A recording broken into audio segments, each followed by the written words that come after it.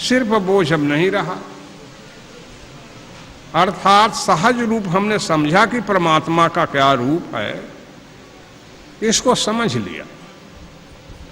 और कई व्यंग उन्होंने किया है, दुनिया ऐसी बावरी पाथर पूजे जाए, हृदय भीतर हरि बसे ताहि रहो लवलाए। दुनिया पगली है जो पाथर पूजने जाती है, उसको ज्ञान नहीं, उसमें अंतःकरण नहीं, वो सुनता है तेरी बात, वो मूर्तियां सुनती हैं तेरी बात, क्यों नहीं सुनती? उसमें अंतःकरण नहीं है, अंतःकरण समझते साधन नहीं है वो सुनने का। परमात्मा तो बैठा है उसमें भी है, लेकिन वह सुनता नहीं। वो तुम्हारे अंदर जो बैठा हुआ है वो सुनता है, उसमें साधन है। इसलिए कबीर साहब ने कहा, ये पगलों को देखो, ये पत्थर के सामने सिर झुकाने जाते हैं।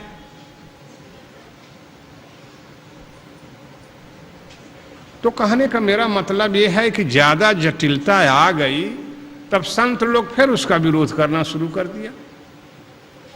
तुम्हारी उपासना, हिंदुओं की उपासना, सनातनियों की उपासना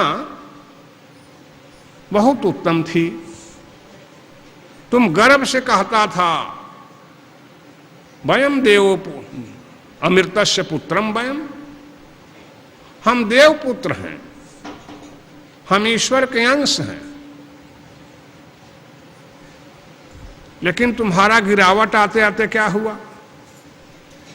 पापो हम पाप कर्मा हम तो बड़ा पापी हैं, हम पाप करने वाले हैं। यहां तक तेरा गिरावट आ गया। जब तुम अमृत पुत्र कहता था तो तेरा ज्ञान ठीक था, लेकिन अब पापी बन गया। पाप है क्या, ये विचार करो। पाप भी सर्व देशकालिक नहीं है। अब उधर नहीं जाएंगे, भगत लोग हैं, वो दर्शन का विषय है और थोड़ा कठिन भी है। पर भारत का जो वेदांत है वो यही कहता है कि तुम पाप से पुण्य से अलग हो।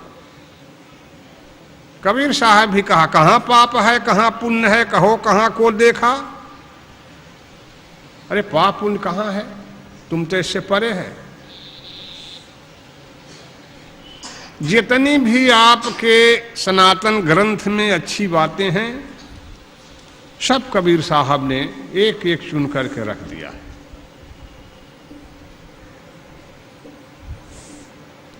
तो कहने का मतलब हमारा यह है कि संतों ने फिर से उस सनातन धर्म की स्थापना की। तो आप लोग जो हैं उस सुधरे हुए सनातन धर्म में उपस्थित हैं। तो आपको समझना चाहिए कि हम आत्मा को समझें, परमात्मा को समझें। तो कैसे जानिएगा, ये तो मुश्किल की बात है ना। इस पर तो हम इशारा एक दिन और कई दिन किए थे। ध्यानात् पापम प्रमुच्यते शांतिम मापनोति। कहा इसके लिए ध्यान करो। ध्यान से सारे पापों का, विक्षेपों का नाश होता है।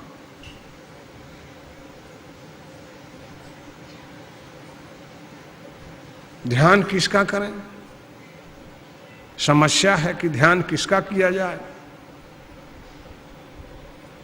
तो कहा यथा अभिमत ध्यानादवा, जो तुम्हारा इष्ट हो। कितना बढ़िया हिंदू धर्म है, नहीं देख रहे हो? एक कहता है कि अल्लाह के सिवा, ईश्वर के सिवा किसी को मानोगे तो तेरे लिए सख्त दोजख है, सख्त दरक है। भाई कितना उदार ऋषि है, कहता है यथा अभिमध्यानादवा, जो तुम्हारा इष्ट हो इसी से तुम्हारा हिंदू धर्म अभी तक जीवित है। इतनी आजादी दुनिया में किसी धर्म में नहीं है। ये माताओं को, ये देवियों को अगर संयोगवश कहीं इस्लाम में होती तो काला का लूटा कपड़ा इन पर सदा पड़ा रहता। आज जो आजादी इनको हिंदू धर्म दिया है, बराबरी का दर्जा दिया है, आज से नहीं। यहां ईश्वर के 2 रूपों की उपासना होती है, स्त्री तुम, माता तुम, ईश्वर तुम, विधाता तुम। तुम ही स्त्री हो, तुम ही माता हो, तुम ही विधाता परमात्मा भी हो। तो उस परमात्मा को स्त्री रूप में भी हमारा धर्म ग्रहण कर लिया है। कहीं ऐसा दुनिया में धर्म? इस पर विचार करो, देखो हमारा धर्म कितना उदार है।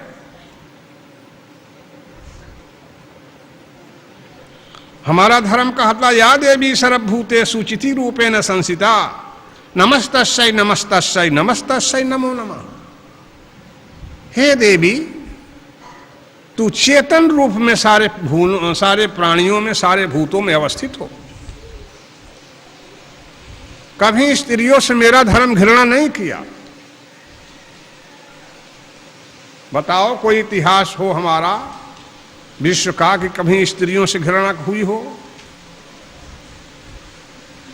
हाँ, बीच बीच में थोड़ा से कभी कभी कुछ हुआ है, ये तो होते रहता है। पुरुष जबरदस्त हुआ तो स्त्रियों को धकिया दिया, और स्त्रियां जबर हुई तो पुरुषों को धकिया दिया। यह इतिहास है, तुम लोग पढ़ी हो तो जान ले। जब दुर्गा का अवतार हुआ था तो सारे पुरुषों का अनादर हुआ। एक कथा मुझे याद आ गई। कथा यह है कि जब देवी ने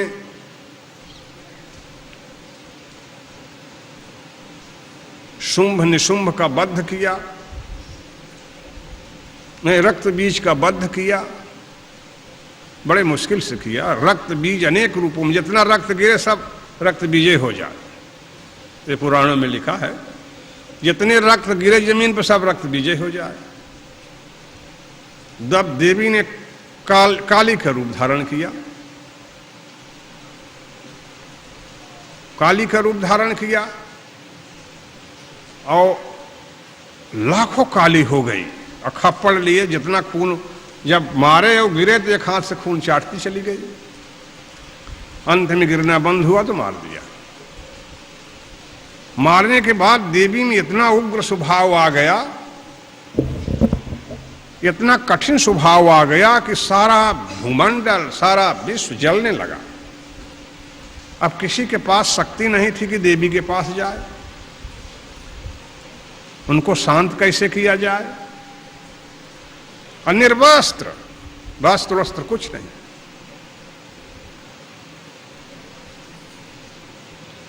तब सारे देवता जुटे, विष्णु जी आए, ब्रह्मा आए, शिव को बुलाया गया। ये हुआ कि इस समय देवी के सामने कौन जाएगा उनको मनाने के लिए? भगवान विष्णु ने कहा मेरी हिम्मत नहीं है, मैं भस्म हो जाऊंगा। ब्रह्मा ने कहा कि हम नहीं जाऊंगा, हम भी भस्म हो जाऊंगा। यम से कहा गया, वरुण से कहा गया, कोई तैयार नहीं हुए। अंत में भगवान शंकर से कहा गया। लोगों ने बड़ी स्तुति शंकर की। कहा आप जहर पचाए लिए हो, आपके सिवा कोई जा नहीं सकता है काली के सामने।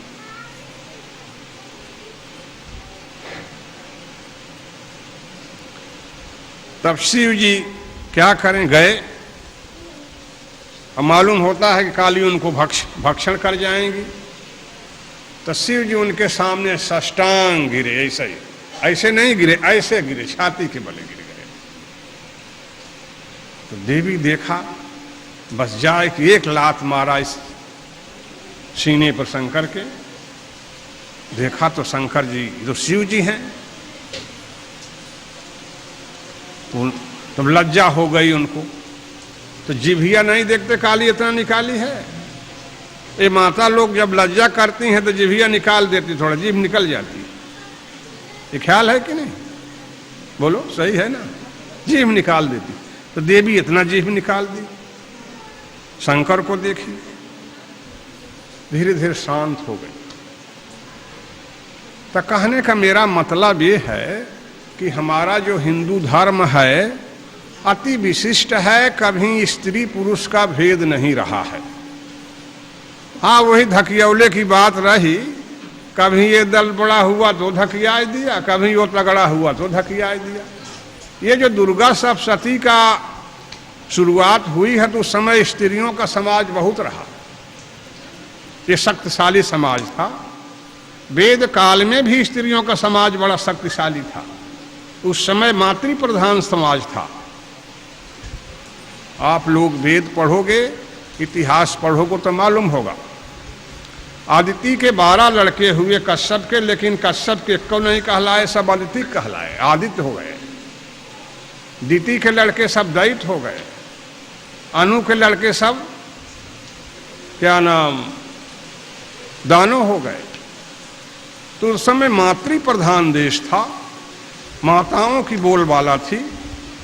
तो हम उस धर्म के हैं, उस देश के हैं, हम किसी रेगिस्तानी धर्म से नहीं आए हैं। हम कभी अपना धर्म दुनिया में फैलाया था। हमारा ये धर्म पहले अरब तक गया था,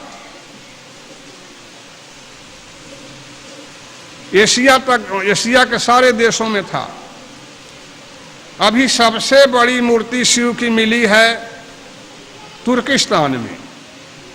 सबसे शिव की बड़ी मूर्ति मिली है, वहाँ अजायब घर में रखी है और लोग, पर्यटक लोग वहाँ जाते हैं दर्शन करने के लिए, देखने के लिए जाते हैं। अभी एक अरब में मंदिर शिव की मूर्ति मिली है कुआं में। तो हम बहुत दूर तक रहे, यूनान में भी हम थे। अभी अमेरिका के एक देश में सूर्य की मूर्ति मिली है। ऐसे लगता है कि हमारा धर्म सारी दुनिया में फैला हुआ था, लेकिन कालक्रम के अनुसार हम सिमट गए हैं।